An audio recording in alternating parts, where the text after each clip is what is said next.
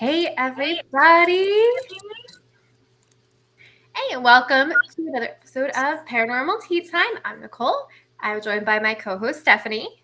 Hola. And the one and only, the wonderful, the lovely, very good friend of ours, Miss Jennie Collucci. Thank you so much for having me. Hi, everyone. We are excited. It's Wednesday. And welcome to another episode of Paranormal. There we go. Super echo. Yeah, sorry. My laptop wasn't muted. Weather is shitty. The air quality is shitty. So we're all inside. And we're going to have a great talk and some wonderful tea with some wonderful company tonight. What is happening?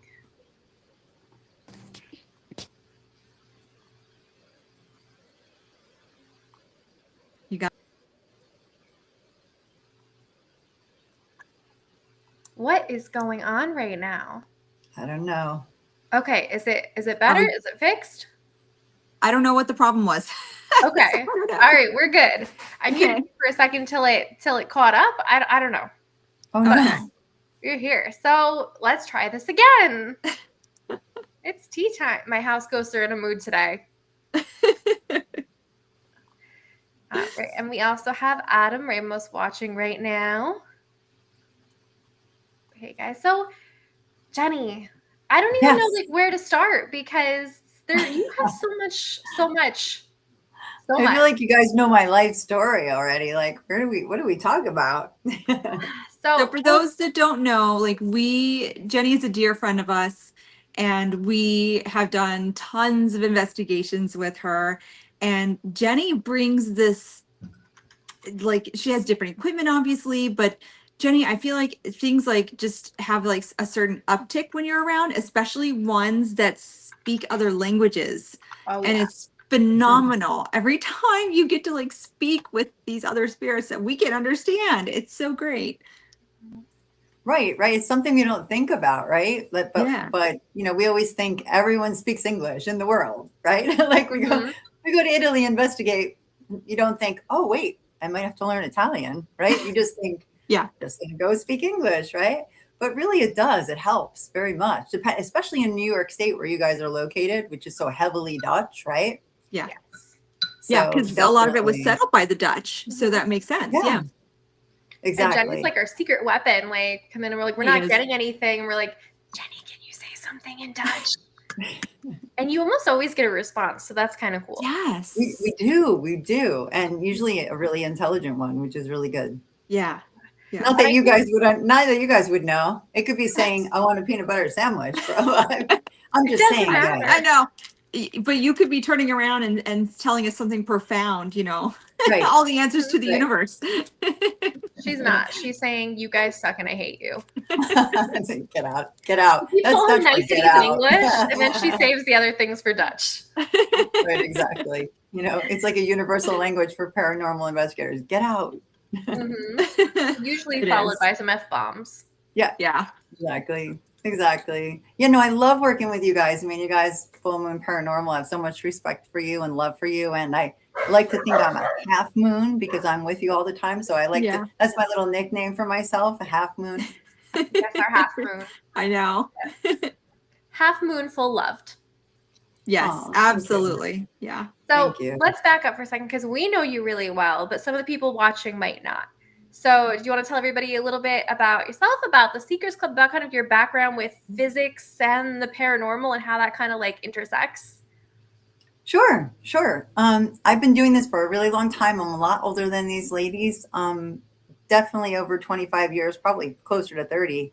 I went to high school in Rochester, New York, and there was a beautiful museum there called the Valentine Museum. If you're a Ghost Hunters fan, you saw them go there. And my mother was a huge fan of history and reading and things like that. She came across a book about the paranormal and history at this museum and said, it's such a good book, you need to read it. And I was just always interested in the paranormal, but I thought, can I make this legitimate kind of thing? I sort of kept it to myself. But when I read that this, historian was writing about both, I thought I could do this. I love history. I love being in these places, like Night at the Museum, right? Like what a privilege it is to be in these places by yourself. And I thought, no, this is really good. So I'm going to pursue it. So that was a long time ago. So I guess I thank my mother for getting me involved. And yeah, I do have a background in chemistry and physics, and I'm definitely the nerd in every group I'm in, like the official team nerd. Love math, things like that. So I have no degree of mediumship skill. I joke to everyone, including you guys, that I would go to hell and be like, "Oh, it's warm in here. I wonder why." You know, like, feels a little warm. You know, when people say to you, "Doesn't this room feel heavy?" I say, "No, no, it could be." That's why I rely on people like Stephanie, especially, to lead me where I need to go. So right now, yeah, I have a podcast. Anthony Simonelli, Kim Geyer, and I have a podcast called Seekers Chronicles, Paranormal Historians, where we do just that. We try to take deep dives into the history of a place, and we combine like the mediumship that they have and the research that we do on it and the paranormal activity, and we bring it all together and we meet some fascinating people. We've done almost 100 episodes. So how about that? Awesome. Yeah. That's awesome. Yeah. It seems like it's still relatively new. Like I remember when you guys started it being so exciting. Like it's 100 episodes. What a milestone. Yeah. Yeah. October will be 2 years. I know, like, you know how time goes. I know. It Yeah, flies. so fast. Adam says being a nerd is awesome, which I agree with because I Yeah. too. I'm a nerd. Me and Jennie are team nerd and team non-psychic. So when we pair up, it's always fun. Yeah. I'm team nerd too. I'm just also team psychic. That's all. Yeah, but Nicole and I definitely we vibe in that respect. Definitely. You guys know all the tech stuff that I'm just like goes right over my head. I'm like, just make it happen. Exactly. Well, she's like poking me. Do the thing. Do the thing. Yeah, exactly. And Lisa says hi. Hi, Lisa. Hi, Lisa. Now the gang's all here. Right? Almost. Yeah, almost. Adam's a nerd here too. So, investigating. I think that when we're together, we get amazing activity because of like the vibes and kind of stuff that we have. And I know you're big on like community and para-unity too, and who you investigate with, and bringing a really good energy to that. Do you think that has like an effect on how much stuff we get? Oh, I think it's everything. I really do. I think, I mean, if you were a spirit, right, a human spirit, I mean, who would you want to hang out with, right? Like, it's the same thing, right? Like, I mean, we always say it's like, meeting somebody at a bar, and you wouldn't be like, what's the worst thing that ever happened to you? You know, tell me about the saddest moment of your life. You wouldn't be that. But if you saw some people having fun, and enjoying themselves, and they said, hey, come have a drink with us, you'd be like, yeah, sure. Yeah. And I think we get some of the best stuff when we're just being ourselves. Not looking for it so much. Yeah. And having a drink with some good people is an excellent segue to discuss what we're drinking tonight. There we go. Perfect. Stephanie, what have you got? You're up first. So I have Harney and Sons. Because Jennie, if you haven't been watching, like I've been calling it Herod and Sons forever, and finally I'm learning that it's Harney and Sons. So my apologies to Harney and Sons. But I'm drinking Tower of London, and I chose to actually go with my cutesy wootsy little teacup, and it has its little matching spoon, so I can stir in my sugar. Very, very cute. I have my Paranormal Tea Time mug, and I am drinking Adagio strawberry herbal tea. Ooh, that sounds fancy. It seems very summery, so yeah. Ooh, that's perfect. I love strawberry. That's great. Yeah. Jennie, I have a summer birthday, and we always do a strawberry cake because it's in season. So that's perfect. Yeah. Yeah. Strawberry season. So I probably get kicked off the program that I've never drunk tea. Don't drink tea, but you both know what I drink a lot of. Coffee. And that is espresso. I got a double espresso. Very nice. However, because it's a clear mug, I did bring along some water in a Penhurst mug in my favorite color. So All right, there we go. I am participating, but You in the got meantime, the, I'm going to drink my double espresso. yeah, you got the So spooky cheers. mug too, and beverage. That's okay, because what was it, last week I had a hard iced tea in my cup, Mhm. so Yeah. it doesn't matter. Yeah. Brianna's drinking an Olipop vintage cola, and it tastes like dust. Oh no! Try the grape. That's my favorite. Is it because it's vintage? Hi, It's Ag. that old? Maybe. This needs sugar, and I don't know if I love this hot, but Yes. I like to put my granulated honey in it with a little splash of half and half. So very nice. And Adam's drinking Yeah. bottled water. Very healthy. Very good choice on Good the job. hot summer days. Very nice. Or you could just drink plain espresso and you don't have to worry about anything. Yep. This is true. This is very true. So I'm going to add some sugar and imagine this is cold. Speaking of imagining, Jennie, you are doing a talk and a workshop at the Hollow. Yes. That we've talked about a couple times here, August 22nd. And your talk is about imaginary friends, doppelgangers, tulpas, that kind of thing. Mm-hmm. Yes, definitely. Cool. So my at the Hollow, as like you, I'm giving a lecture and doing a little workshop. But my talk is called Haunted by the Living. So it's a little bit different than our usual investigation of people who have passed away, you know, a long time ago or recently or whatever. Let's just say it what it is, dead people, right? We investigate sometimes. Yep. It occurred to me, I was at White Home Mansion in New Jersey, which is something we mention like every week on our show. It's like a place we always come back to, right? When we talk. It's an awesome place. Yeah. And the last time I went there, they had a new collection of dolls.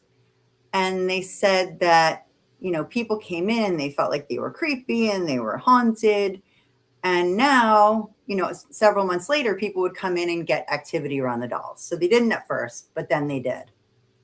And I thought to myself, you know, I wonder if that's because everybody kept coming in and it's like, pass it on. These dolls are haunted and creepy. Pass it on. These dolls are haunted and creepy. So I went down the rabbit hole, right, of like thought forms and egregores and tulpas and doppelganger, all the things that we can create with our own minds, right, that come out looking like paranormal activity.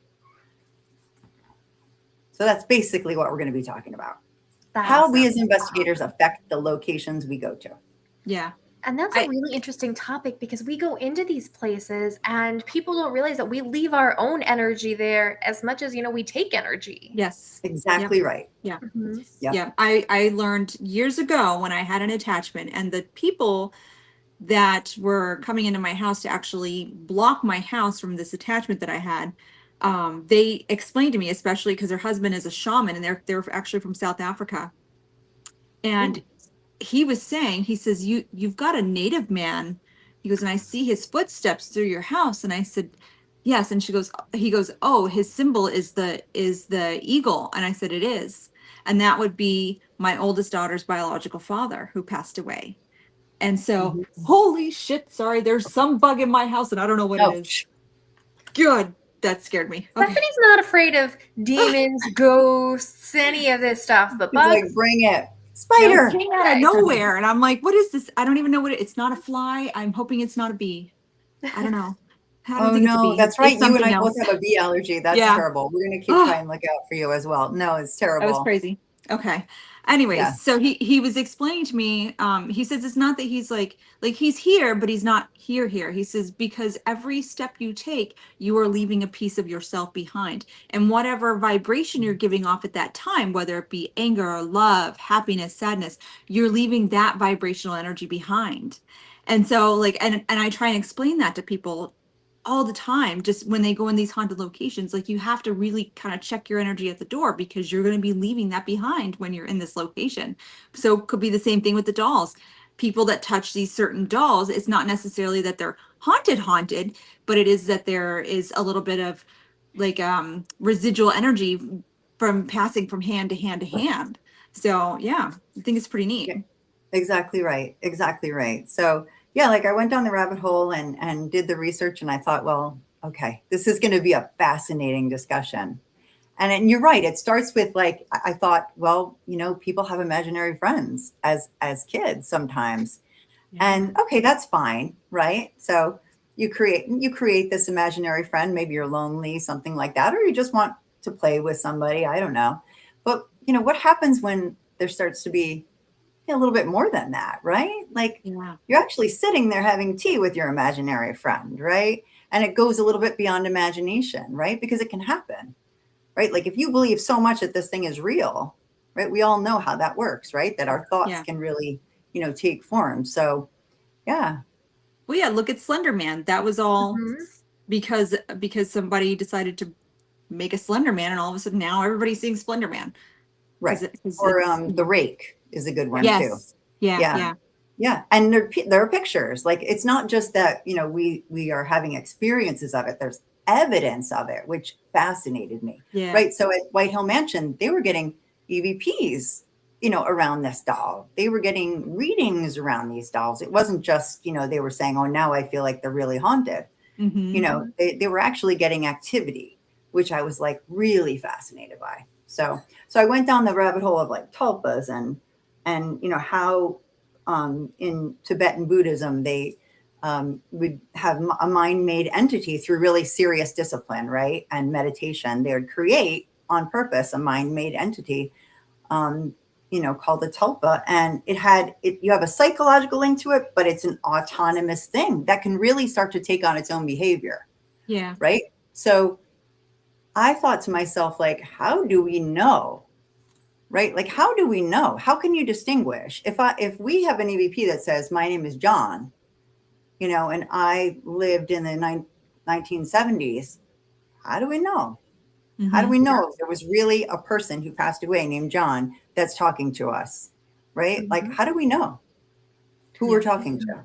But I mean, obviously, I'm sure you've done research into that Philip experiment where they told investigators a story and then they went into this place and then they got responses that confirmed the story that they were told, which wasn't true. So then it brings to light, okay, are we creating these entities by our thoughts and our manifestation, or are we just projecting our own thoughts onto the equipment? Mm-hmm. Right. And that with the Philip experiment, I mean, they used tables and knocks and things like that. So I mean, luckily we now have a little bit more advanced equipment than that, and I'll get to that. But I think yeah, I mean, we are sometimes going into a place and saying there was a little boy who drowned here. There was a little boy who drowned here. There was a little boy, and repetition matters. I found that out in my research. Like the repetition really ramps up the activity. So it does matter how many people you tell and how many people say it. The energy does add up. Yeah. In all the research I've done, it really does make a difference, that the repetition, and that even the Tibetan monks, realized that they had to constantly think it to make this thing, actually appear. Yeah. And really be mindful of it. It couldn't just be like, all right, I want to create a tulpa, kind of thing. Yeah. Well, it's a form of it's like a form of manifestation too. Exactly right. When you put that energy out, when you think about it enough, whenever you are manifesting, things that you want to come to you or things that you want out of your life, it's going to happen. So exactly. It's, But what happens when you start to go to a place where they say a little boy drowned here, and then you're getting EVPs of a little boy, you're getting a picture of a little boy, right? Yeah. Or, and he says, I drowned, or, something like that. Now, and it never happened. And then you can look in the archives, right? And this has happened to my co-host, Kim, where she's gone to a place where they've said over and over that this happened. And then she found out this little boy lived until he was, 92. Yeah. And he never drowned. And he died of a heart attack at 92. Yeah. And okay, so who are we talking to here? We're not talking to the little boy. We're talking to the thing we formed. What do you think of the idea that like a traumatic experience like that can cause kind of a living ghost? Like a part of that boy from that really traumatic experience, that energy went on to reside there. Yeah, I think that the main reason that people and even their online communities for tulpamancy do this is for, a connection, some type of to calm them, to reassure them, to be a friend to them, some kind of, antidote to loneliness kind of thing is a lot of the reason that some people create a tulpa. And I also found out that most of the time it's a really good thing. Like almost all the time, it gives people, they did MRIs on people and dealing with the tulpa and dealing with their friends, and the same areas were activated. That social contact was activated. So it's a good thing, right? But what happens when there's a famous experiment where it went wrong and the tulpa started misbehaving and doing bad things and things like that? What do you do then? Right? Yeah, you can't uncreate it. Yeah. Well, you can evidently, and the monks could reabsorb it through discipline as well, but I wouldn't trust myself to do that. No. Yeah. It's a lot of. Brianna actually makes a good point. Is it the concept of manifestations, or are the spirits manipulating it? Because we know spirits like to just, oh, you think it's a demon? I'm going to play like a demon. So we know that they manipulate sometimes too, just to get reactions and interactions. So yeah, that's fair. It could be fair. either. Like representing yourself as that little boy could be true. Yeah, that's for sure. And certainly you could go to a place that is haunted, right, by a person who lived there or passed away there, and also perhaps affected by something somebody created. Yeah. There's always a nurse, right? There's always like a nurse who did something terrible to herself. There's always like, and you start always to a little wonder. girl. Yeah, there's always a lady in white. And I thought to myself, well, probably there is, but also. Well, now I've looked into some of these lady in whites, and the ones that they have been able to identify, like technically the lady in white at the Hinsdale house would be Nancy. Now the last name escapes me, but she was one of the first owner of the land and the building, like her husband. And what I figure is that they died in their nightgowns, like they died in their sleep. And so that makes them a lady in white, because pretty much all nightgowns back in the day were white. So that's kind of just what I've gathered, looking at some of these cemeteries that see a lady in white and things like that. So yeah, I think it's somebody in their nightgown. See, it's so much to talk about. And this is what I'm hoping for at the lecture. I hope it's very interactive, and I hope people, give me a lot of their input as to what they think about it. But it made me think how much of what we encounter could be, made by us. Mm-hmm. I feel like it's a lot. And I always say that I'm the ghost hunter that doesn't necessarily believe in ghosts. I know that we're documenting something. I know that we're experiencing, interacting with something, but whether it's our own projections, interdimensional, the actual spirit of a deceased person, or if it's some of these thought forms or whatever, I have no idea, but that's what makes it so much more interesting to me. Yeah. Right. Me too. But, Stephanie might feel like she does know. You do know who this is because you experience this entity in a different way than we do. So respect. Yeah, I do. For instance, when we were at Madame Brett's, and Susan and I were connecting with this priest type of spirit, I wouldn't have gone in there thinking the priest is here. There's just, I don't know, my brain doesn't work that way where I just make up things. It feels like it some days, because I'm like the chicken toes example, why would I be sitting there thinking of painted chicken toes? Why would I even think of that? You know what I mean? Mm-hmm. It's so random. And so some of these thoughts that come in are very random. And then once you just kind of sit with them and just let them talk, let them do whatever they're going to do. Let them show you whatever they're going to show you. And they'll show you bits and pieces of their life. And so seeing this priest at Madame Brett's, seeing him at the table, seeing a maid walk in, bringing him a sandwich because he's so busy, he doesn't want to come out of the room to go get a decent meal, seeing him kneel and telling me, you don't be at the kneeler unless you are actually praying to God, very, very strict, because I was thinking, let's see if we can work him up a little bit. Let's see if we can get him to talk. I'm going to kneel on the kneeler. And that's when he was like, bam, no, you're not actually praying. Get off the kneeler. So, things like that happen. And I find it pretty fascinating, but it also gives me just, it makes me kind of look at things a little differently sometimes. I apologize for being disrespectful to the kneeler. I am a Catholic, so I understand how important it is. And that was a very important piece for him. So, I told him, turn it around. Don't let other people kneel on it. just in case, you know. So it's pretty neat. Yeah, So that makes sense. I mean, and you feel like it was a person. You definitely had that Yes. feeling like this Yeah. isn't something somebody made up. It's so specific, and you're dealing with a personality. Like, yeah, I get it. Yeah. And, Yeah. and I felt that too at times, that I feel like, yes, this is a person who lived here and passed away. I can tell. Yeah. Yeah, I think it was really interesting that Stephanie brought up Hinsdale, because when you and I went to Hinsdale, it was a cool experience because everybody goes in there and focuses on like all the dark history and the evil and negative things. And we went in and had pizza and treated it like a family home, like it was. And Yes. we got a majority of positive interactions. Yeah. The Hinsdale to me is kind of like the Conjuring house. What you go in with, you're going to get. If you're asking for dark and deadly, they're going to show it to you. And I feel like they're all intelligent enough to actually notice the difference. And they're going to be like, you want to play? Let's play. But if you go into it with an open heart and an open mind and expecting this, you know, more profound personal experience, I feel like they're going to come at you with more respect and they're going to give that to you. And that's exactly what I got at both locations. You know, last time I went to Hinsdale, I knew because I had this prophetic dream that I was going to be gaining a new spirit guide that was going to be Native American.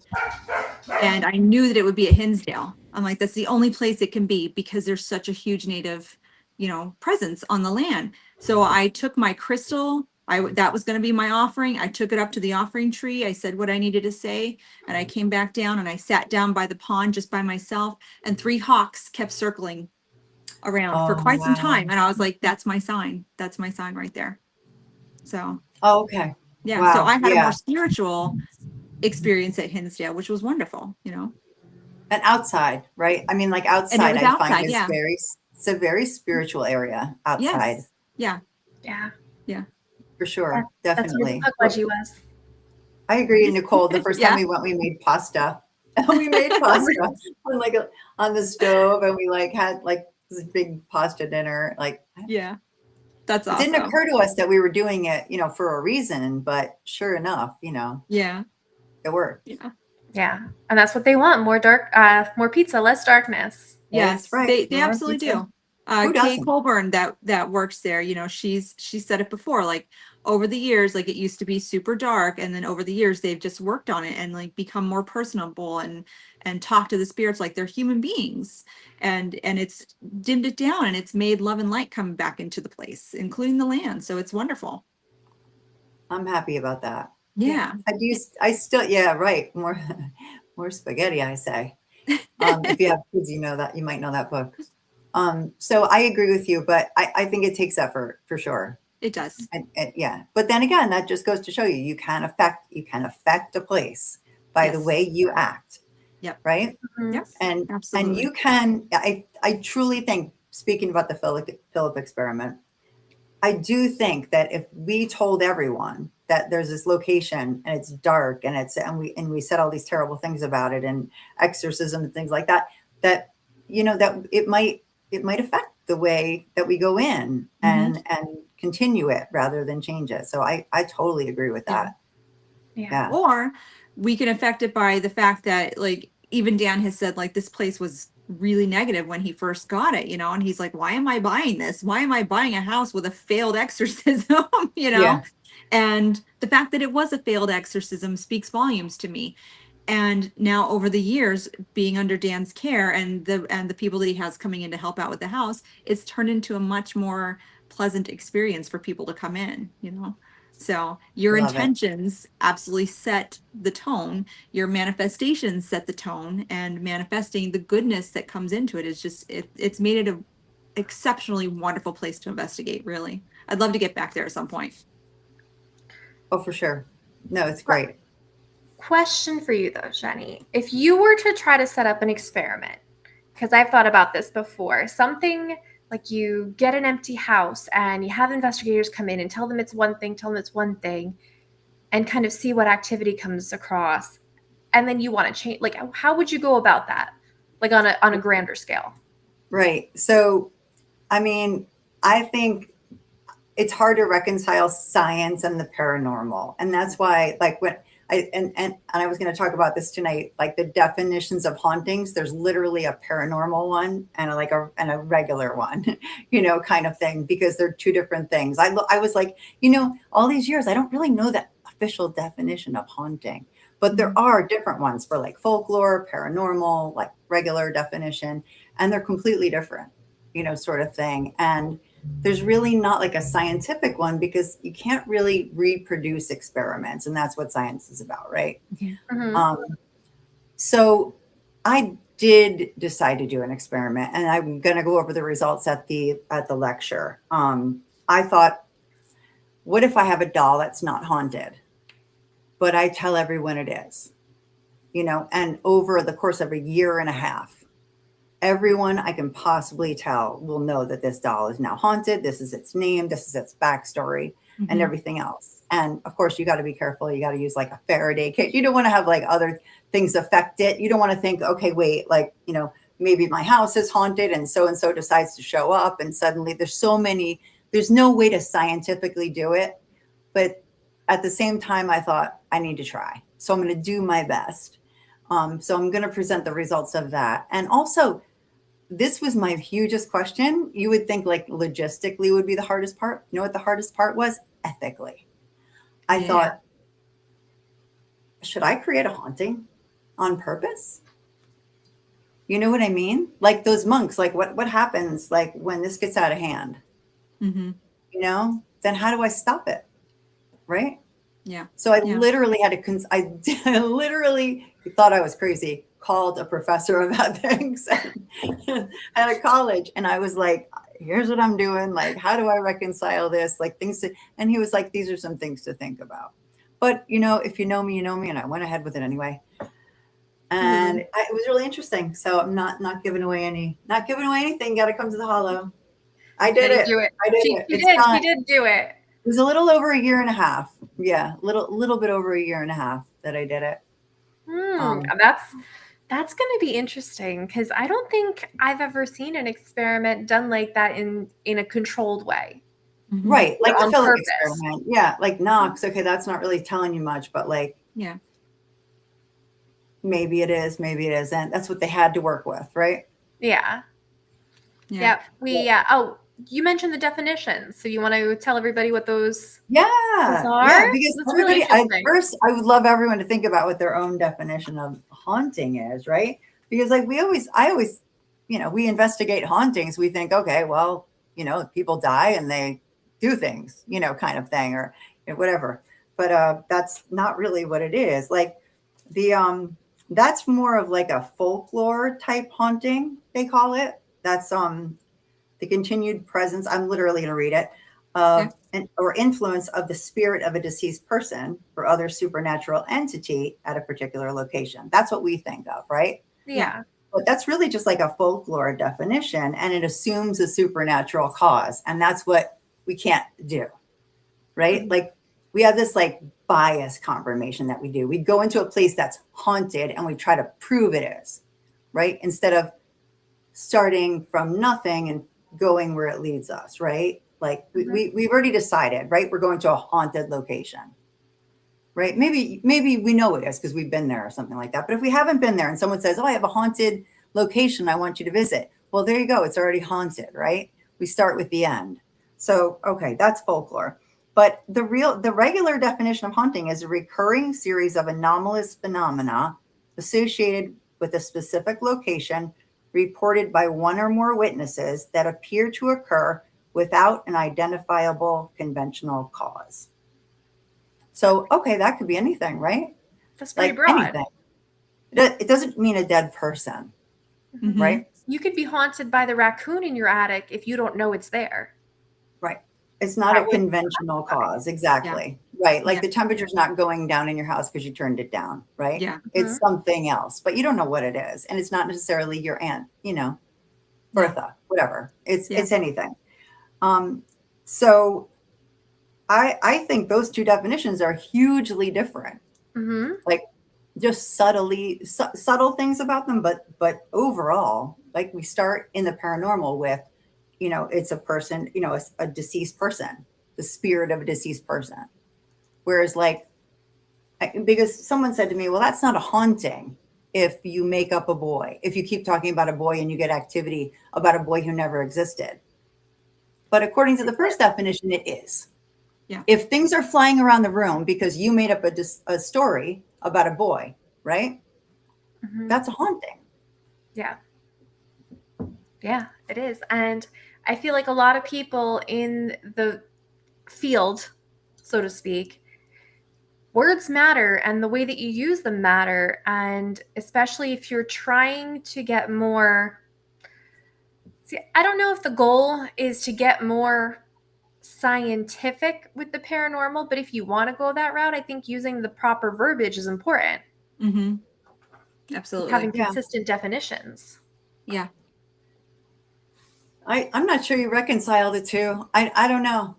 Mm-hmm. I'm not sure you need to. I mean, I love science, but honestly, like, don't we all love like wonder?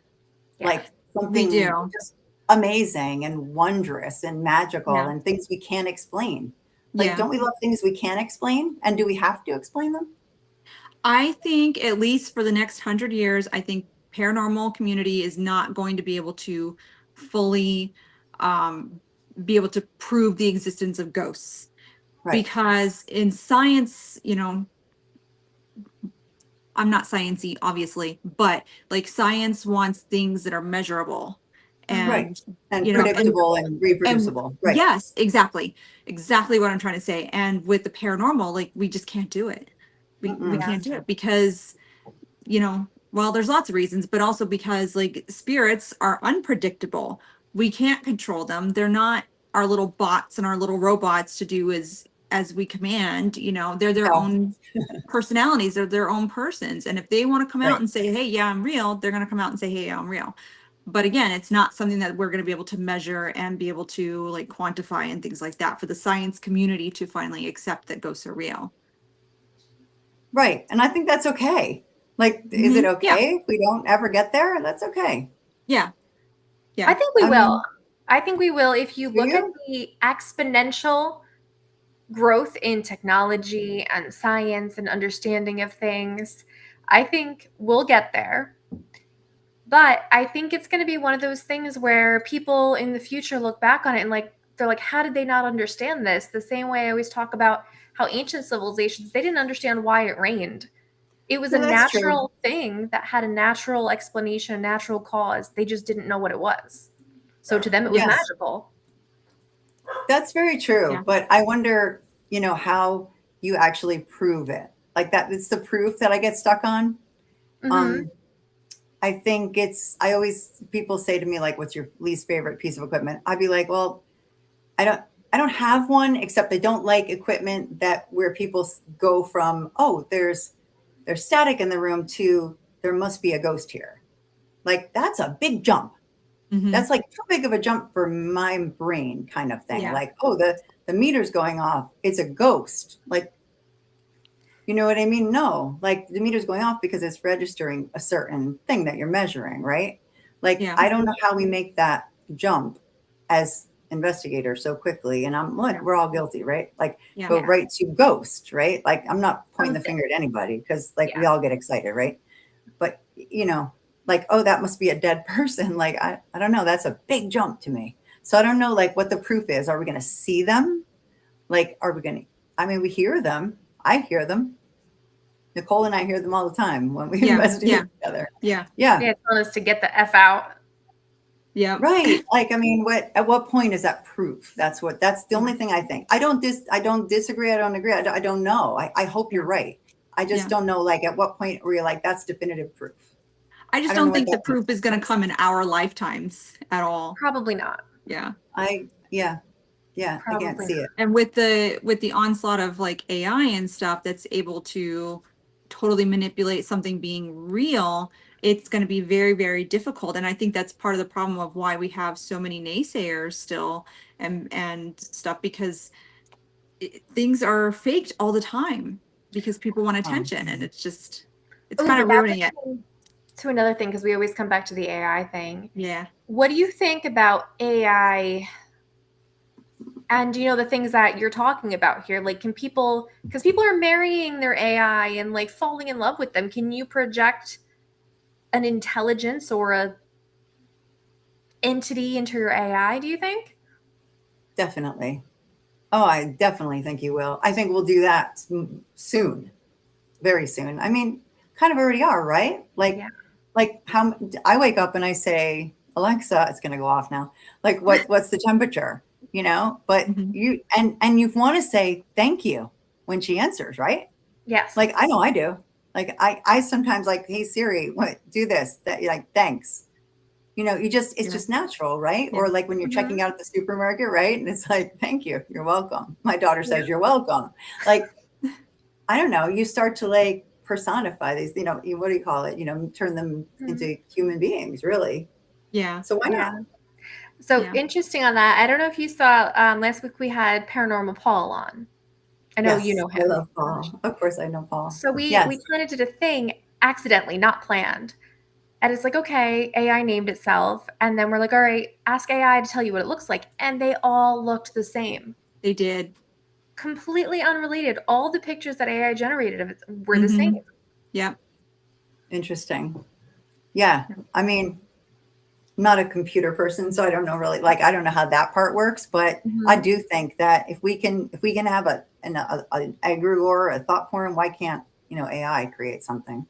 Well, that's basically what It's our AI is doing. intelligence, right? Yeah, it's artificial intelligence. It's learning based on your style of typing and what you're looking up and things like that. So it makes sense that it would try to, like, especially for us in the community, like, that it would essentially put the same picture together for all of us because it's learning from our searches, you know, Exactly. And with just little the same tweaks way, of individual things. Like, you know, mine had a little bit of tarot and a little bit of, like, you know, psychology books because of my schoolwork, but it's because of the things that I've inputted into Chat GPT, basically. right, So yeah. right. Exactly. No, exactly right. But why isn't that the same as like us saying the same thing over and or describing something? Yeah. Oh, you know, this place, there's like a lady in the tower and she's like the same thing. Now Yeah. AI just makes a picture of her, Yeah. you know? But you know, like, if you look in, so Bree brought up a good point with the aliens. We're probably gonna have like all the, we're obviously getting already proof of life outside of Earth, you Right. know, so that's obviously coming way before proof of ghosts. But then it kind of just makes me wonder, like, you know, we know that there was like the huge explosion of Victorian times and they were doing the seances and things like that. What about people in the Middle Ages? There had to be ghosts from then too. Did they just not speak about it or write about it? Like, where are the historical documentations of people seeing these things? I think, Didn't exist. well, they had to, because even in the Bible talks about the Holy Ghost, you know, it Right. talks about, like, you know, a dove coming and speaking to, you know, one of the people out there. Well, that would be, you know, kind of a ghost or an entity coming to people that, you know, the Bible talks about it, basically. Just people look at it as not a ghost.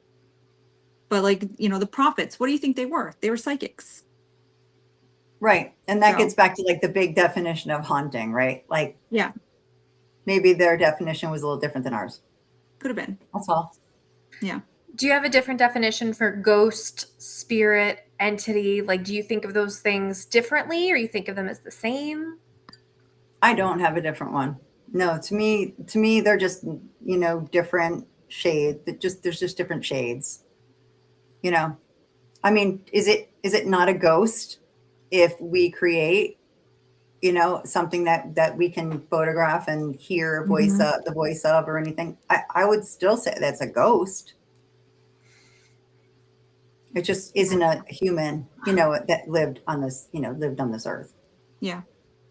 We do have a question for you. It's from Brianna.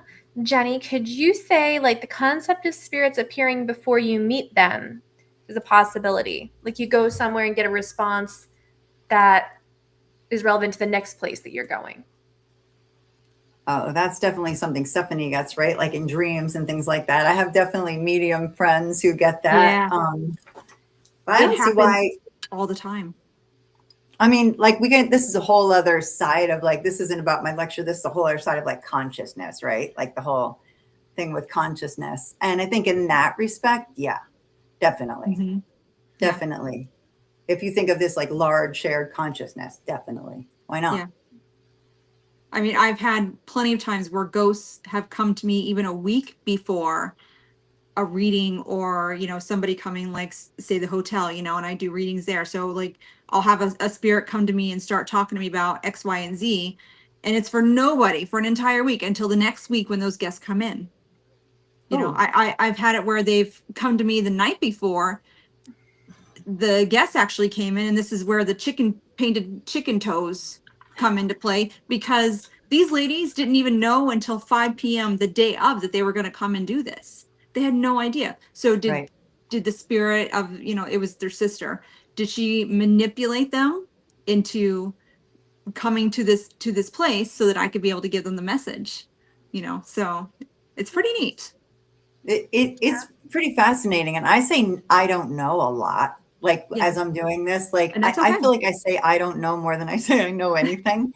But it's 'Cause I valid. feel like we don't know Yeah. anything, right? Like Yeah. we say that a lot. We say that a Yeah. lot as friends, like we know nothing. Mhm. But I don't think that's so bad. Like I No. think I'm just one who feels like that's not a bad thing that we don't know anything. Yeah. Mm-hmm. Yeah. Yeah, like I'd rather have somebody say, I don't know, than claim to be, I'm an expert in everything. I know for sure, without a doubt, this is what it is. Yeah. How? Yeah. Yeah. How could you? Yeah. Yeah. Exactly. No, I think that's a fun. I mean, it's fun, right? Like it's fun. Well, and I think that just point blank, I think there are some things that we are not meant to know. And this may be one of them.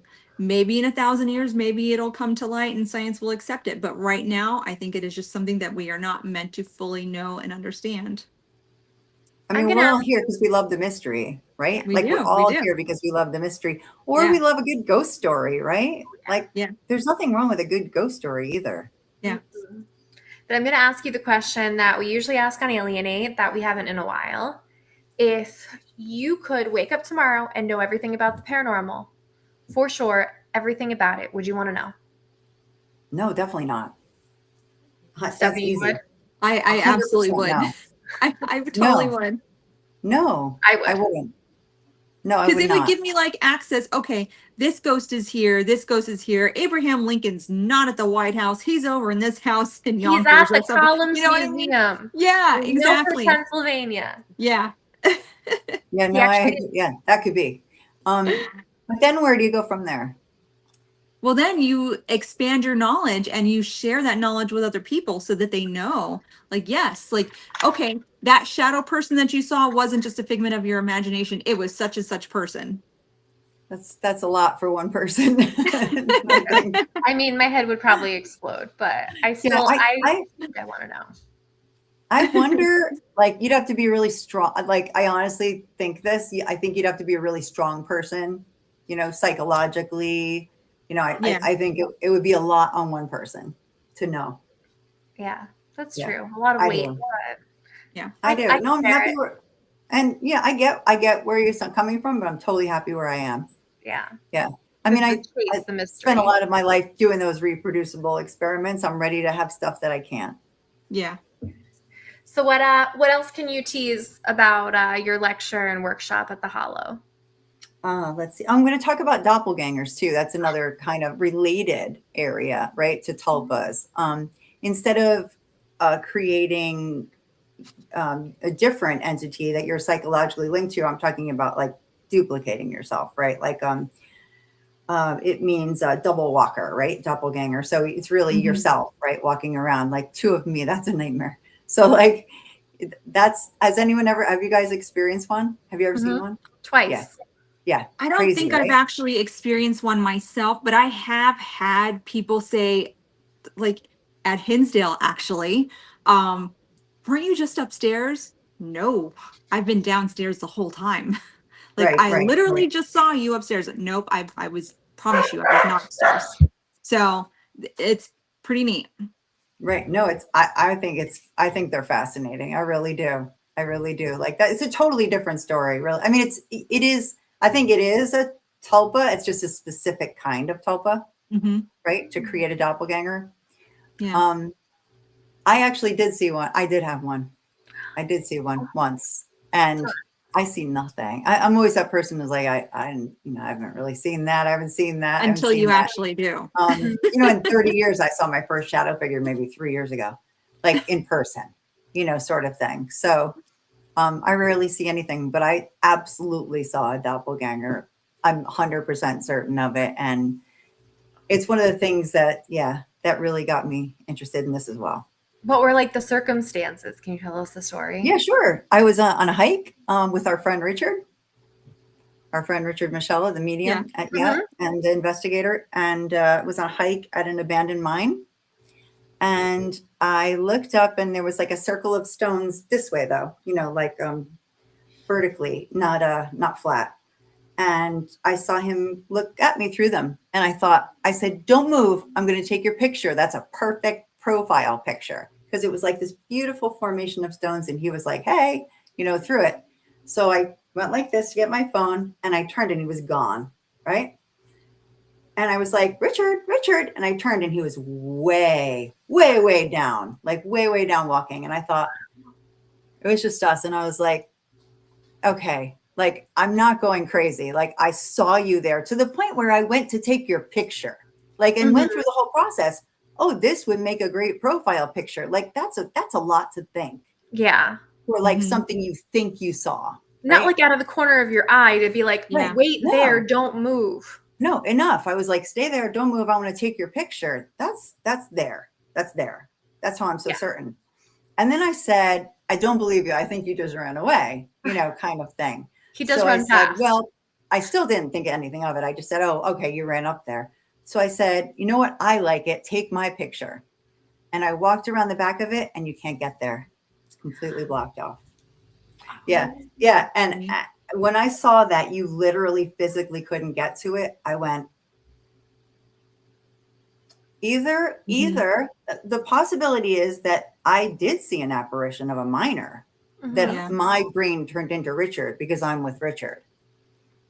But it makes sense. I don't know. No, I saw Richard. Yeah. No, if you said, like, answer right now, I'm going to tell you I saw Richard. Yeah. That's a crazy one.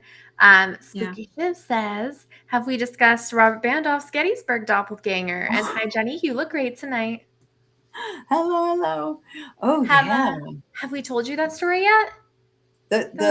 The Robert. I think I know it, but tell it. It's a great story. Okay, so we're all sitting in Rainsworth Lodge, and we're sitting in the living room, and we're there with a couple people. Robert Bandoff, he is he's a tall guy. Tall. I don't even know how tall I would say he is. He's over 6 feet, I think. He's tall. For sure. He can tell his presence. And we're sitting there, and me and Lisa both see Robert come around the side here and stand there.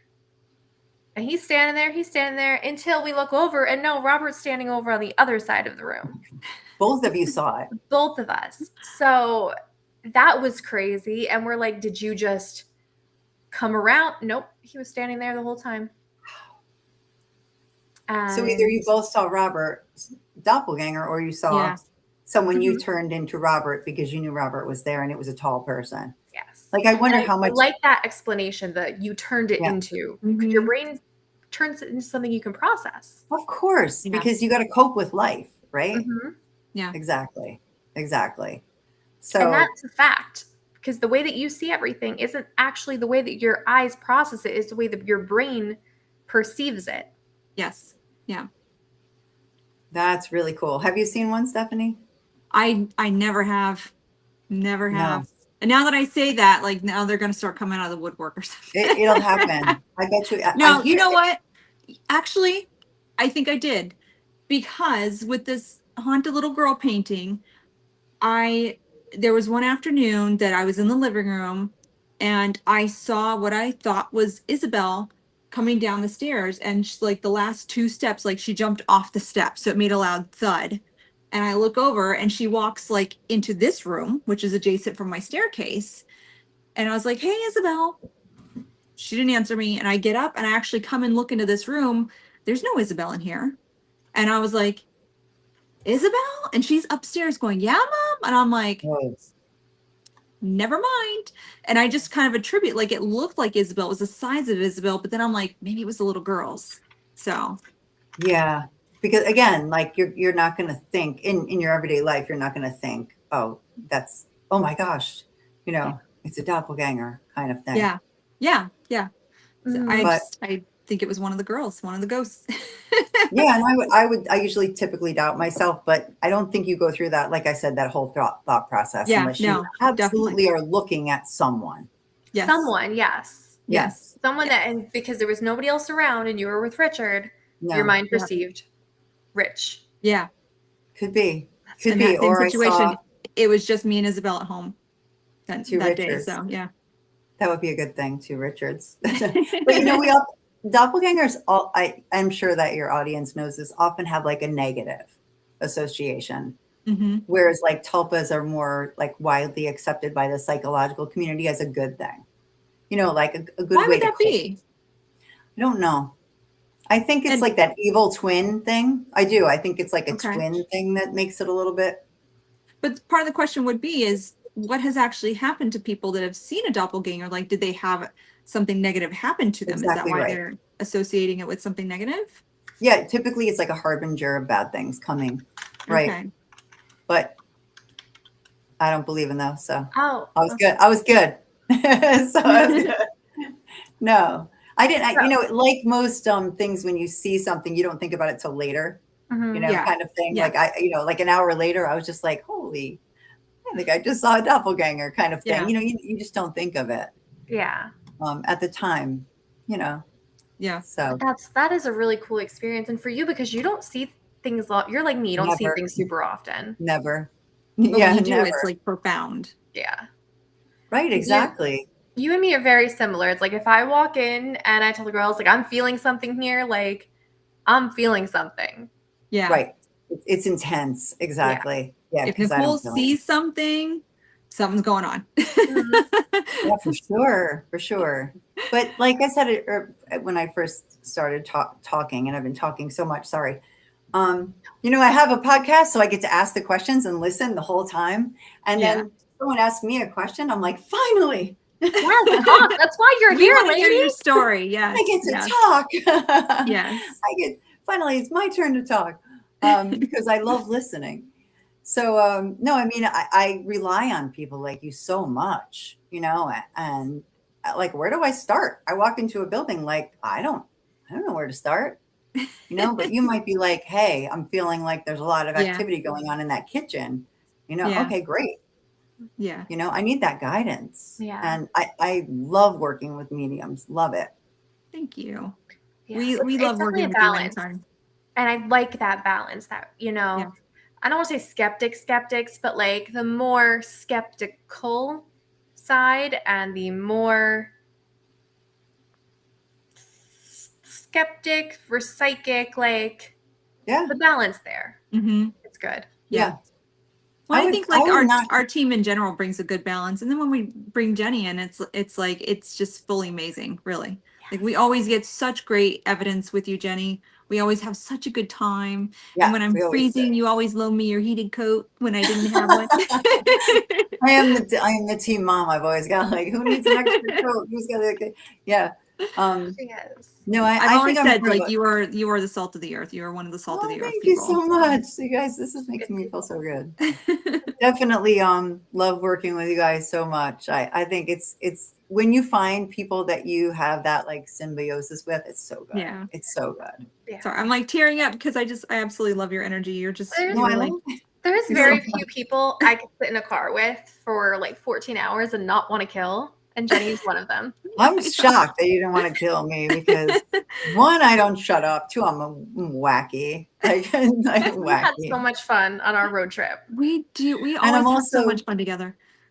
I'm still that person who's like, see that tree? Why is it like that? What's in there? Wonder what's in this cereal? Why did they put this ingredient in it? Like, I can't stop. So I like Just that. I like to bounce me. off of that. Yeah. You say like, why is this tree like that? And I'm like, let's Oh, find yeah. out. Yeah. Well, you question things, but you question them with such an open mind and again, an open heart too. You are completely non-judgmental when we go into locations and even just sitting there BSing like just together, just, without all the investigation stuff. Like you're a very easy person to talk to. And again, you're so non-judgmental, and it's like the energy just flows so naturally. You know what I mean? And there's Yeah, I don't. there's only I a handful love of that. people that really happens with, and you are definitely one of them. I love, like I said, I love working with you guys, and thank you for saying that. I just feel like I don't get when people are like, "Oh, I don't believe somebody." Like, what? It's not for you to Mhm. believe. Exactly. I always, Yeah. I don't get in this field like projecting my thoughts or feelings or on someone Yeah. else, Yeah. because your experience is your experience, right? Like, Yeah. I might say, "Oh, you know what? I just realized the sun is on that. Like, check it out. You might want to check that Yeah. out."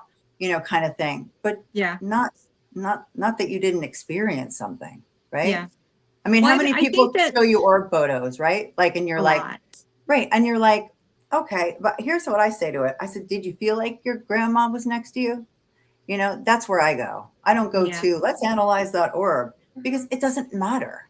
It had meaning for you, then it had meaning. And that's something that, you take from psychology too. Like if people are experiencing psychosis or mental disorders, their experience is still a very real experience to them. Yeah. Right. Right. Yeah. So I think it's the same way in the paranormal. Not that everybody is, experiencing psychosis, but Yeah. then you experience that personally and it had an effect on you. So who am I to say that it didn't? Yeah. I mean, there's certain pictures out there that I will comment on and just be like, hey, this is a spider web, because they'll say like, what do you think this is? And I'm like, it's a spider web, or it's a lens refraction type of thing. But then, there's certain times when I do still, even though I know that it's a spider web, I'll feel something different. And so I will just privately message somebody and be like, hey, like, what else have you experienced, or what else is going on? Because I feel like this is so and so, things like that, just so that they Yeah. know, like, okay, this may be a genuine spider web, but that doesn't mean that your relative wasn't there as well. Right. The You got two to things can validate be, people. the Yeah. two things can be correct at the same time. So That's Agreed. right. Because we don't know. Exactly. That's exactly right. So your experience is valid, in my opinion. And everybody's experience is valid, in my opinion. Mm-hmm. All right, we got one more question from the chat. We are coming up on the Is it hour. about food? Already? No, It I is always not talk about about food. food. It's about doppelgangers. Brianna wants to know, can you do doppelgangers unknowingly?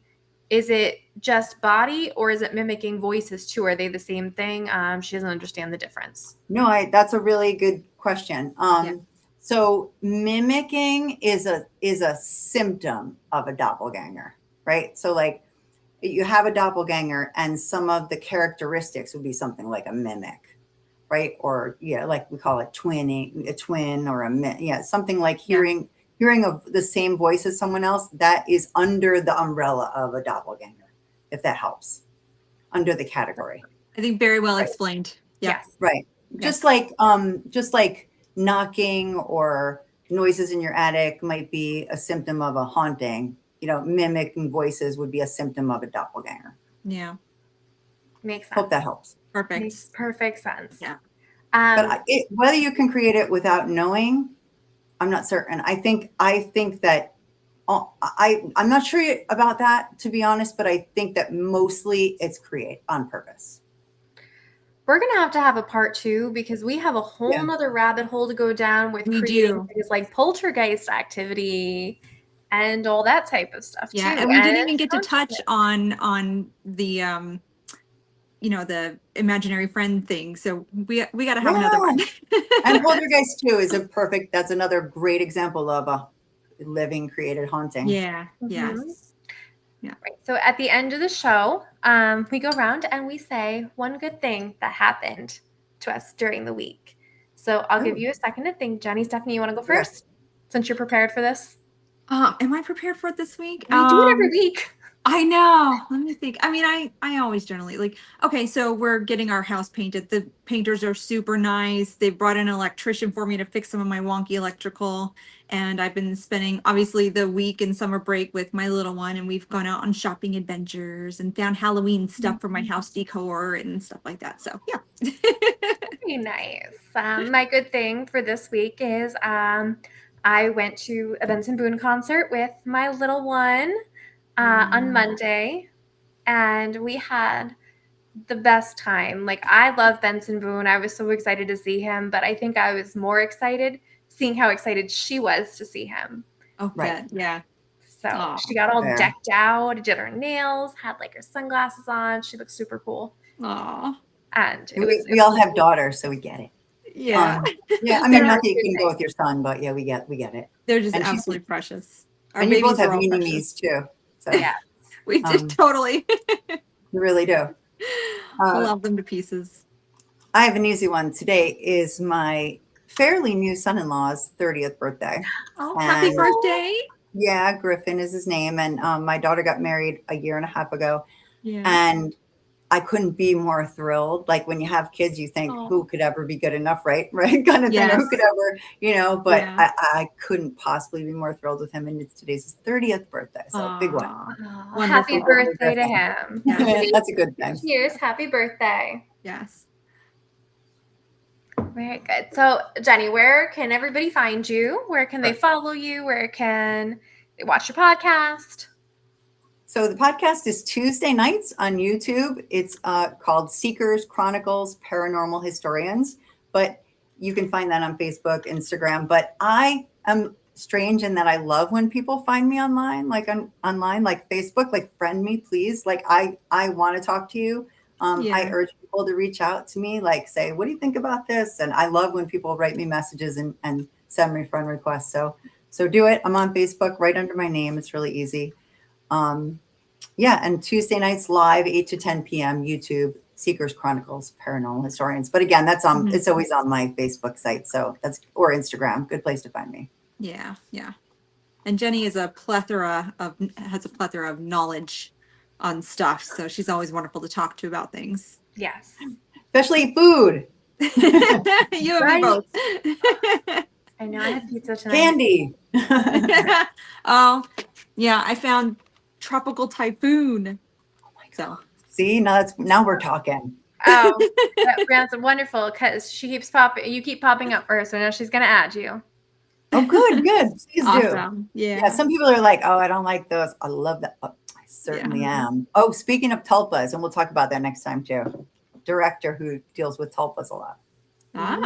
Okay. Yes, very cool. And if you want to know all the details behind Jennie's experiment, August 22nd in Stockton University, Galloway, New Jersey. Yep. I always mix up Stockton, New Jersey and Stockton University in Galloway, New Jersey. That's okay. But yeah, the Hollow. And all the proceeds from the Hollow are going to some really great causes. Yep. So, tickets on Eventbrite. Really cheap, and they include everything. Yeah. They films, celebrities, lectures, workshops. Equipment building workshop with Jennie. Yeah. You get a lot of Jennie if you go because you get to hear her lecture, you get to see her, you get to do workshop building. So just go. If you're local. Celebrities. Yeah, exactly. Yeah. Thank you, everybody. Thank you, ladies, for having me. Thank you. We love talking to you anyway, and so this was just perfect. Next week, we are doing a little bit of a recap week. This weekend, we are actually going to be going to the old Catskill Game Farm to do some filming for YouTube. Yeah. There's going to be an episode coming out on that August 1st. I've never been, so if everybody wants to give me the lowdown on how to prevent tick bites and snakes, please shoot me the message. Don't freak her out anymore. I'm terrified already. Just deep everywhere. This is a fear challenge for Stephanie. It kind of is. That's going to be the whole episode. Her going. I'm not going to be able to help my knee-jerk reactions. I'm sorry. We are at the Walden House in Walden, New York, doing a fundraiser for the Historic Society. Yeah. September 12th, we are at Montgomery Day doing events at the Borland House. Still a couple tickets for that. And our October, we are booking up pretty solid. So keep an eye out for announcements on that. And we will see you all next week. Good night.